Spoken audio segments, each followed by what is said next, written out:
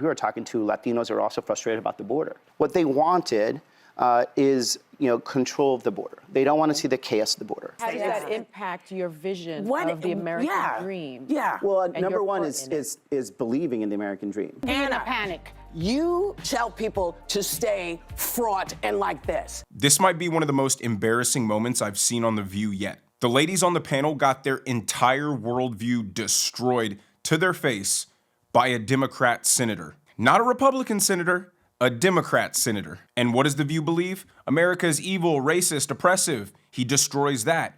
Open borders are good, illegal immigration isn't a problem. He destroys that. Biden is so great, his economy is so great for everybody. He destroys that. This election was about sexism and racism, not about the economy. And he destroys that too. Watch how they bait him into trying to become a victim with them. They ask him about his upbringing and how he came from being a child of immigrants and growing up in the South Side of Chicago. His answer is patriotic. Watch. How does that impact your vision of the American dream? Yeah. Well, number one is believing in the American dream. And, when you're growing up poor and you don't have much of anything, the biggest currency you need is hope. And that's the one thing I had and my family had, and it was instilled, from my mom and from the rest of my big Latino family, which is like, you can do this, right? If you keep your nose clean, work hard, you're going to accomplish this. And every day it was hard. It was hard working those after-school jobs. And I was lucky to have teachers and family that were also very supportive, but it was all worth it. And I thought about it back in the day at the age of 14, 15, that if I work hard, I'm gonna succeed. And if I succeed, my family will succeed. And that was like the thing that drove me every day. That is what The View and Democrats in general hate the most. Minorities who are not victims. The View has been on this losing streak of inviting minority men onto their panel to agree with all of their radical ideology, and they have just been striking out. It didn't work with Stephen A. Smith, didn't work with Charlemagne, didn't work with Mayor Eric Adams, and now it's not working with Senator Ruben Gallego. It's almost as if people are sick of the identity politics. I mean, when somebody like Sonny Hostin heard his story, how he was talking about when you're poor, you have nothing, you need to have hope. After hearing that, how can she not look in the mirror and just admit to herself her worldview is wrong?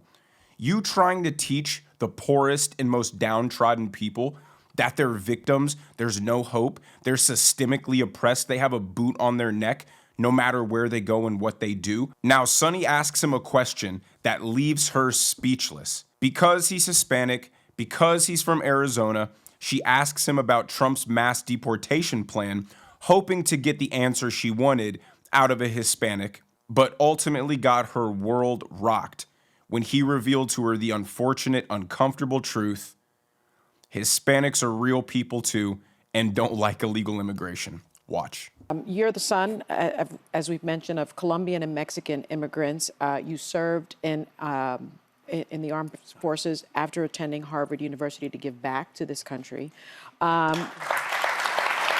And you've indicated that the Biden administration wasn't meeting the needs of border states. And this weekend, Trump laid out his mass deportation plan on Meet the Press.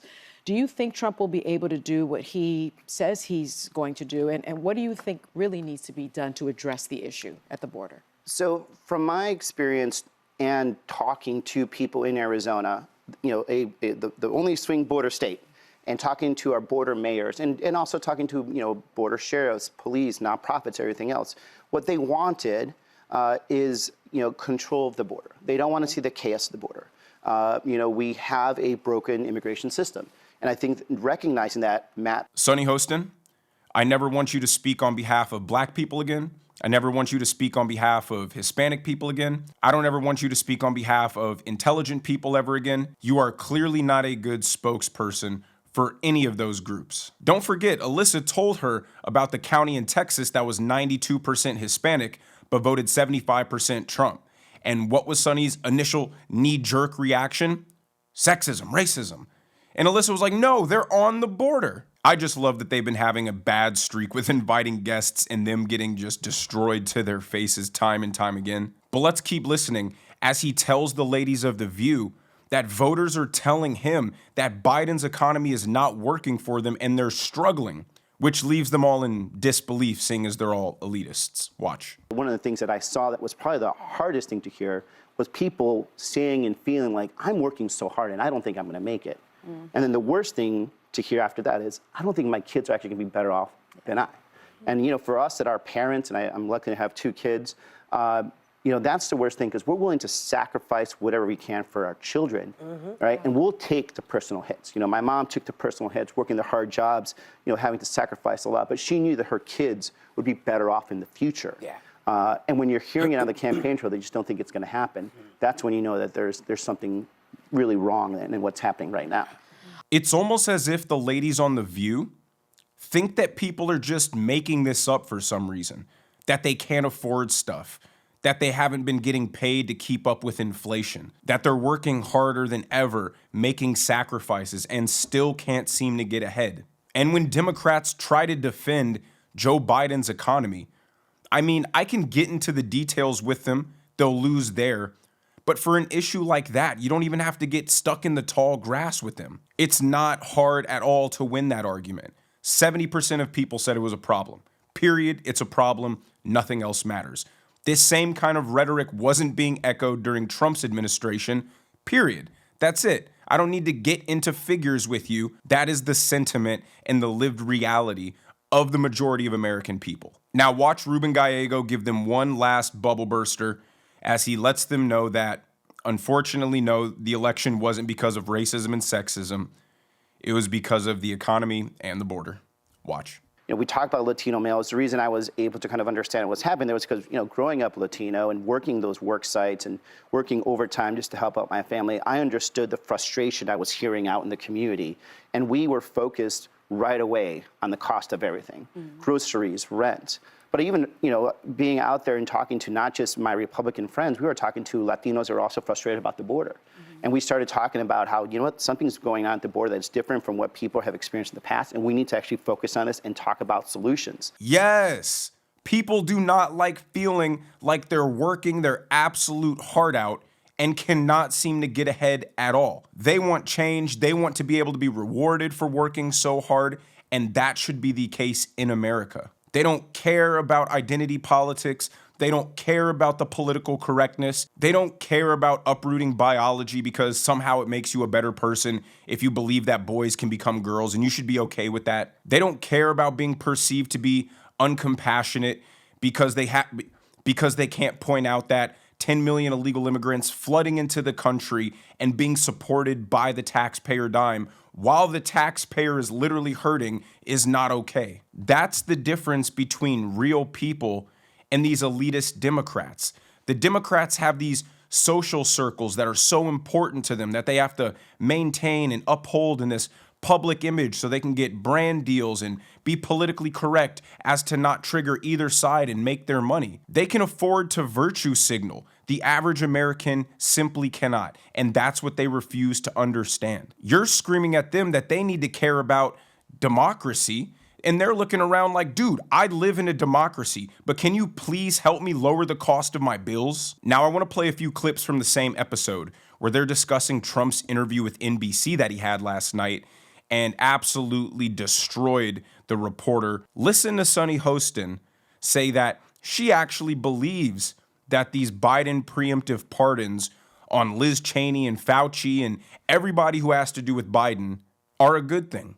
We've been talking about this issue of pardoning people on the January 6th committee, even though they did not commit any crimes. I think that that's important. I think that they should have that in their safe deposit box just in case, because he's looking at Adam Schiff, who participated in impeachments. He's looking at Liz Cheney. He's looking at Adam Kinzinger.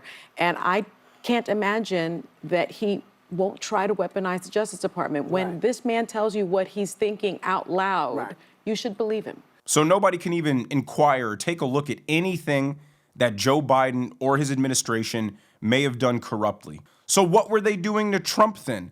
Because when Trump was screaming it, the ladies of The View just brushed it off and called him a madman, said he had no respect for the rule of law. Now because Joe Biden pardoned his son, they got the green light to just yell and scream, selective prosecution, weaponizing the justice system. Now it's true all of a sudden. And if you want to see how far the Democrats have truly shifted from their core ideals that pushed so many people to the right this election, listen to what Ana Navarro has to say. You would never hear this out of a Democrat ever. Watch. First of all, thank God for Liz Cheney. Yes. Yesterday, she put out a very strong statement condemning what Donald Trump had said. And I kind of felt like, like that song. It's like our nation turns its lonely eyes to you, because she's not trekking to Mar-a-Lago to kiss the ring. She's not going into, deep hiding and in silence. She's not changing her tune all of a sudden. She's sticking by her guns. She is a principled person with a backbone and courage. And if he goes after her, she's going to fight back. And it is going to be our job to protect her, to support her, to donate to a legal fund, to make sure that there are lawyers ready to defend her, because it costs a lot of money, because it is very stressful and very drainful, even if there is no crime. Yeah. Being investigated by the federal government is a big deal. Yes, just to clarify, you heard somebody who is a supposed Democrat saying, thank God for Liz Cheney.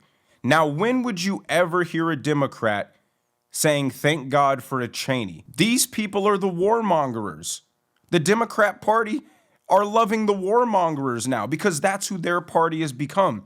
That used to be the Republican Party. And why all of a sudden does she just love Liz Cheney? Because Liz Cheney hates Trump? Or because Liz Cheney supported Kamala Harris? She doesn't stand for any traditional Democrat values. She's an establishment Republican. It just goes to show how the establishment on the right and the establishment on the left both came together to fight Trump because he was going to shake up Washington, D.C. They wanted to maintain their power and their control and their tradition of screwing over the American taxpayer to line their own pocket. So they end the show screaming at each other, probably because their plan failed to bring on a minority and get them to agree with them to make them look smart. But Ana Navarro starts freaking out, telling everybody that they need to be in a panic, they can't enjoy Christmas, they need to be worried. Then Whoopi gets annoyed, starts going in on Ana Navarro, telling her to shut up. Alyssa jumps in on Whoopi's side, they both start tag teaming Ana, and it just descends into chaos. But if you're an illegal immigrant in this country, you're not going to be not in a panic. If you are a woman working for the Department of Defense, you have a right to be in a panic. You tell people to stay fraught and like this. I'm telling people to prepare, Whoopi. I'm telling people do you think they're not prepared? They are prepared. Well, right. So that means I'm saying that to means people, that they can't be relaxing and enjoying Christmas. No, it doesn't mean that. When winter is coming. No, it does. You know what? I'm sorry. I mean, I disagree. Winter is here. Right. Winter's been with us, and my point is we can lay down and do nothing for the next 15 days and then be freaking out for the next 4 or 2 years. But my point to you is we are in a privileged position that a lot of people who are going to be under his attack who are is not. going through the same thing. I want his enemies listen. I'm not panicking. Yeah. Like, we just have to live. We have to figure out what we're panicking for. But let me know what you guys think in the comments section below. Do you think any of them are going to change the way they think after getting their worldview destroyed right in front of their face? Or probably not. If you enjoyed the video, make sure you hit the like button. Make sure you subscribe to the channel as well. Turn on those notification bells so you never miss a video. And I will see you guys in the next one.